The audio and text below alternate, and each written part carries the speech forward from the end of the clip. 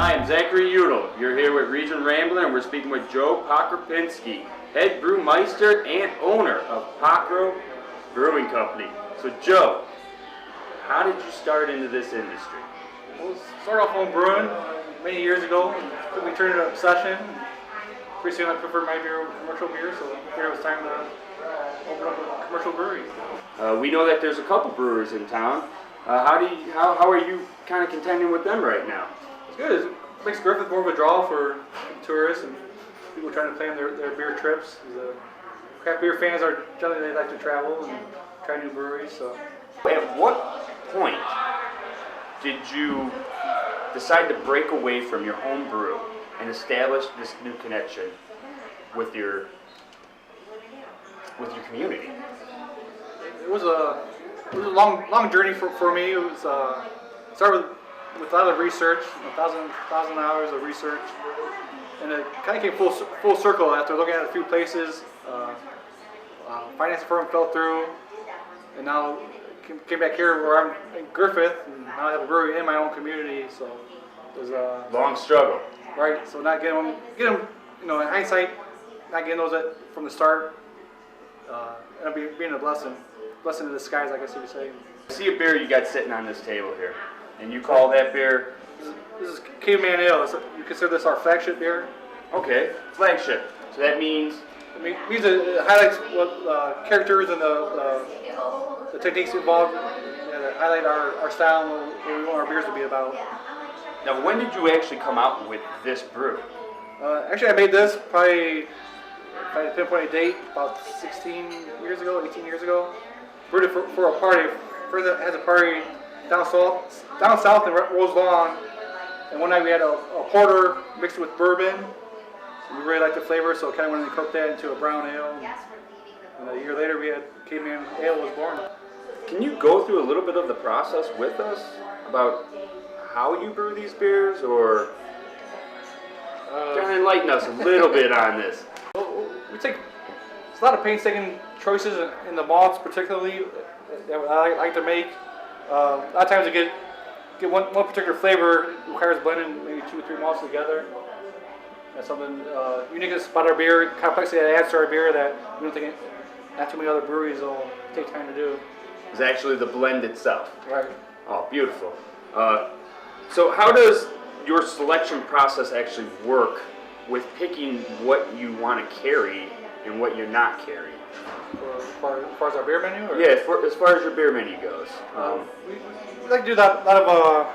Like to switch it up. So in the summer, we'll bring out some fruit beers, or maybe a lighter cream style ale, or some traditional beer like that.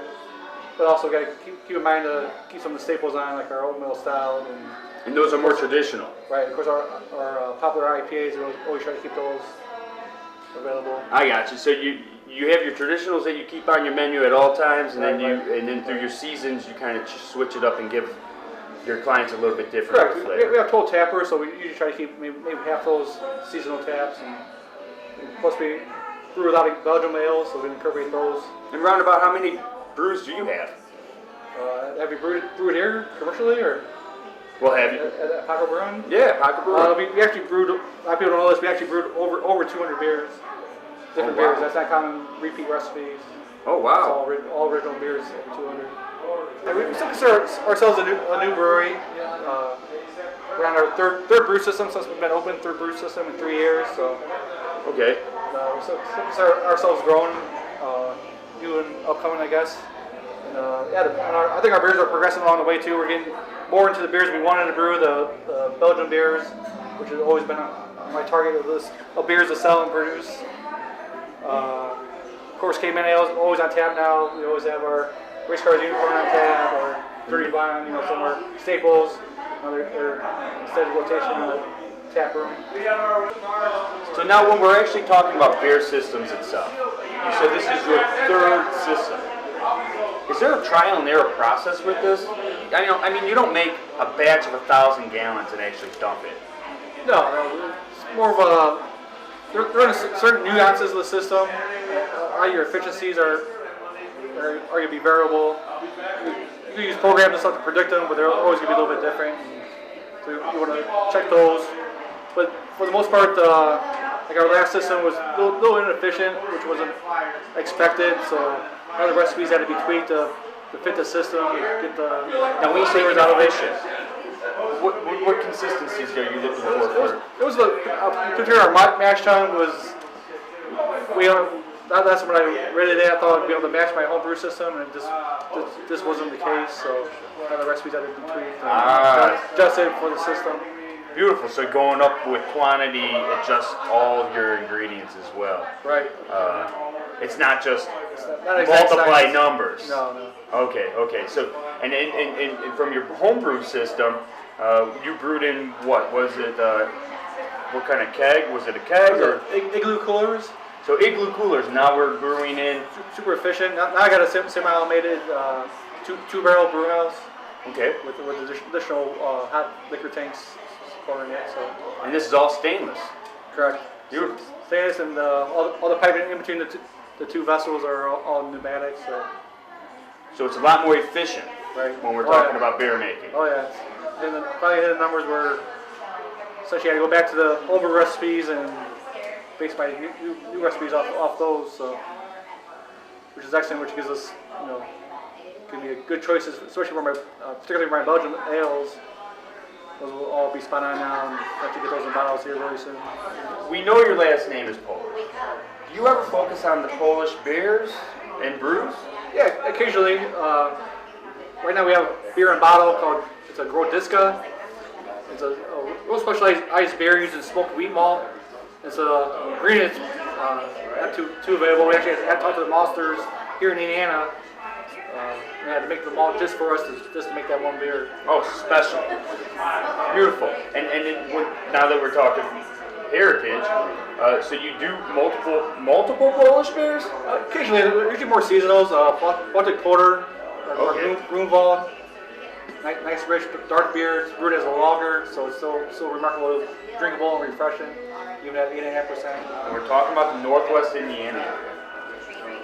We have multiple numbers of breweries, and they all offer something in their own particular fashion, specialty to them. And when we talk about Pokro, what do you offer as your niche? We're great with the Belgium style, but also I think just having a variety. We have 12 beers on tap, and I think most people find it hard to pick one that they wouldn't try a second time. Well, I can tell you, I started drinking your race car, and it's absolutely fabulous. Oh, yeah. Now you showed me another one, the Caveman, and I love the color of it. Right. I think our variety is pretty unique. Talk about race cars. It's a resiny, danky IPA, a little bit of citrus overtones. All the way from that to Caveman Ale, which is super complex brown ale. To our you do fruit beers. We have a blueberry beer and a plum beer. That's very popular. The plums, it's like in between a beer and a wine. We had friends, brothers of ours that came back from Japan, and they drank it and they just smiled because they said it was like they were back in Japan again, drinking a plum wine. So it is basically a trip for them. Right. So always we like to do things, those subtle differences. It's still beer after all. We don't want to run the lines too much. We're not making bulk beverages or making beer with integrity still. Do you actually distribute beer among other breweries? Yeah, we started distributing a little bit here and there. A few craft beer bars. But now we just signed on with Climate Brewery, so trying to get our beer out there more places. And I gotcha. So as long as we're getting the word about, we can get you carried more. Right. And then eventually we're going to get you bottled. Correct. When we bottles and cans by the Belgium, some of the high gravity stuff will be bottles, and cans will be the race cars, unicorn, other IPAs, dirty blonde, probably most likely be in cans.